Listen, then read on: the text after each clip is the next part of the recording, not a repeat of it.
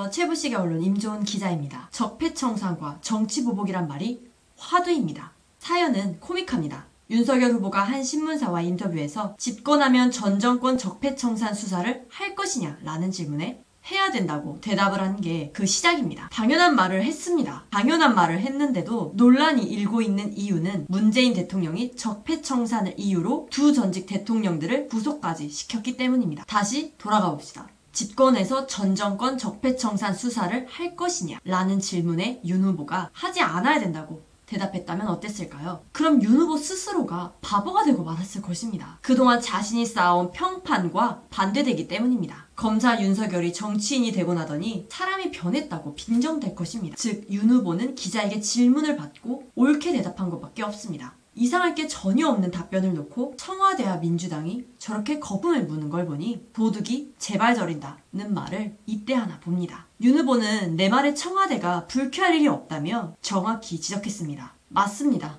청와대 스스로가 문제될 게 없다면 불쾌할 일이 없습니다. 불쾌해야 한다는 것은 문제될 게 있다는 것인가요? 누구든지 불법을 저질렀으면 처벌을 받습니다. 윤 후보가 특정인을 겨냥해 반드시 감옥에 넣겠다고 말하지도 않았습니다. 말 그대로 문제거리가 있으면 수사가 이뤄질 것이고 그 수사 결과에 따라 법적 책임을 묻겠다는 것입니다. 그런데 그게 왜 문제가 된다고 청와대와 민주당 의원들은 그토록 오버를 하는 걸까요? 적폐청산이란 말을 유행시킨 사람은 문재인 대통령입니다. 그가 집권하고 적폐청산 명목으로 전직 대통령들을 포함해 숱한 전 정권, 전전 정권 인사들이 구속됐습니다. 먼지 털듯이 청산하고 끼워 맞추기 청산 수사를 했으니 억울한 이들이 많이 생겼습니다. 그 적폐청산이란 말은 윤 후보가 만들어낸 것도 아닙니다. 문재인 정부가 만들어내 썼을 뿐이고 잘못이 있으면 같은 룰을 적용해야 한다는 윤 후보의 말에 왜 저 난리일까요? 저렇게 난리를 치는 게 더 수상합니다. 이재명 후보는 페이스북에 정치보복 공언하는 대선 후보는 헌정사상 처음이라고 썼습니다. 그러면서 윤석열 후보를 두고 무능한 복수자랍니다. 정말 희귀한 해석입니다. 윤석열 후보는 정치보복이란 말을 꺼낸 적이 없습니다. 말 그대로 주어진 질문에 옳게 대답했을 뿐입니다. 이런 윤석열의 발언을 정치보복으로 해석하면 가장 난처해야 할 이는